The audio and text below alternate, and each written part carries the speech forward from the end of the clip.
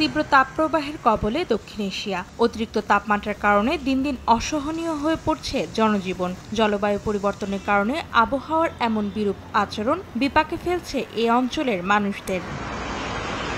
ভারতে চলমান লোকসভা নির্বাচনে রাজনৈতিক উত্তাপের সঙ্গে পাল্লা দিয়ে বাড়ছে তাপমাত্রার পারদ। মধ্য, উত্তর ও পশ্চিম ভারতে তাপমাত্রা ৪৫ থেকে ৫০ ডিগ্রি সেলসিয়াস ছুঁই ছুঁই। অসহনীয় গরমে অসুস্থ ও হিটস্ট্রোকে বিহার, রাজস্থান, ঝাড়খণ্ড সহ রাজধানী দিল্লিতে মারা গেছেন বেশ কয়েকজন। হিটস্ট্রোকে আক্রান্তের হার সবচেয়ে বেশি বিহার রাজ্যে। এদিকে তীব্র তাপপ্রবাহে পুড়ছে পাকিস্তান।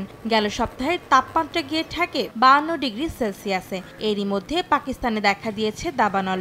রাজধানী ইসলামাবাদের প্রায় ২৫০ কিলোমিটার উত্তর পশ্চিমের পাহাড়ি অঞ্চলের বেশ কিছু এলাকার বনে ছড়িয়ে পড়েছে আগুন, যা গ্রাস করে নেয় শত শত গাছপালা। স্থানীয়দের মতে মে মাসে অতিরিক্ত তাপপ্রবাহের কারণে স্বাভাবিকের চেয়ে বেশি শুষ্ক ছিল এলাকা। এতেই দাবানল দ্রুত ছড়িয়ে পড়ে। তবে এটি উচ্চ তাপমাত্রা নাকি ইচ্ছাকৃত অগ্নিসংযোগের কারণে ঘটেছে তা নিয়ে এখনও নিশ্চিত নয় স্থানীয় কর্তৃপক্ষ। অন্তরা সেন, সময় সংবাদ।